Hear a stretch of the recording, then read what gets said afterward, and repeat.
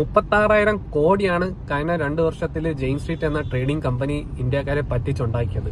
അതും ഒരു മാത്തമാറ്റിക്കൽ ഫോർമുലയും ഒരു സ്റ്റാറ്റിസ്റ്റിക്സും ഒന്നും ഉപയോഗിക്കാതെ സിമ്പിൾ പമ്പ് ആൻഡ് ഡംപ് എന്നൊരു സിമ്പിൾ കോൺസെപ്റ്റ് വെച്ച് ഇത്രയും രൂപയാണ് ഇന്ത്യക്കാരെ ഇന്ന് പറ്റിച്ചിട്ടുള്ളത്. രാവിലെ മാർക്കറ്റ് ഫണ്ടമെന്റലി ഡൗൺ ആവുന്ന ഒരു ദിവസം ഇവരെന്ത് ചെയ്യും? ആർട്ടിഫിഷ്യലി മാർക്കറ്റിനെ പമ്പ് ചെയ്ത് മുകളിലോട്ട് കൊണ്ടുവരും. ആർട്ടിഫിഷ്യലി പമ്പ് ചെയ്ത് കൊണ്ടുവരിക എന്ന് പറയുന്നത് ഇപ്പൊ ഇൻഡെക്സ് ഡൗൺ ആയിരിക്കും. അപ്പൊ ഇൻഡെക്സിന്റെ അകത്തുള്ള സ്റ്റോക്സ് ഇപ്പൊ ബാങ്ക് നിഫ്റ്റി ഡൗൺ ആണെങ്കിൽ ബാങ്ക് നിഫ്റ്റിക്ക് അകത്തുള്ള HDFC, ICICI ഇതേപോലത്തെ ബാങ്ക്സിനെല്ലാം ഒരു നല്ലൊരു എമൗണ്ട് മസിൽ പവർ ഉപയോഗിച്ച് പമ്പ് ചെയ്ത് മുകളിലോട്ട് കൊണ്ടുവരും. മുകളിലോട്ട് കൊണ്ടുവരുമ്പോൾ എന്ത് റീറ്റെയിലേഴ്സ് എല്ലാം അതിന്റെ പിറകെ പോകും. So what they will do, ആ ഒരു പർട്ടിക്കുലർ ടൈമിൽ ഇവർ സ്റ്റോക്കിനെല്ലാം മാക്സിമം സെല്ല് ചെയ്യും. പക്ഷെ ഇതിന് മുന്നേ അവർ പുട്ട് നല്ല രീതിക്ക് ബൈ ചെയ്തിരിക്കും.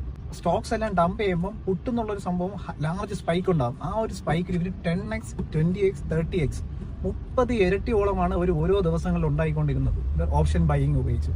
ഇതിലിപ്പോ സെബി കണ്ടുപിടിച്ചു, അവരുടെ ബാനും ചെയ്തു. പക്ഷെ എനിക്ക് പറയാനുള്ളൊരു കാര്യം, ഇത് ജെയിൻ സ്ട്രീറ്റ് മാത്രമായിരിക്കും. മസിൽ പവറുള്ള ആർക്കും ഈ ഒരു സംഭവം ഇന്ത്യയിൽ ചെയ്യാൻ പറ്റത്തില്ലേ? അപ്പോൾ ചെയ്യുന്നവർ ഇതേപോലെ HFT ഫേംസ് ഇനിയും ഒരുപാട് കാണും. സെബി ഇനിയുള്ള ദിവസങ്ങളിൽ അവരെയൊക്കെ കണ്ടുപിടിച്ച് ബാൻ ചെയ്യണമെന്നാണ് എൻ്റെ അഭിപ്രായം.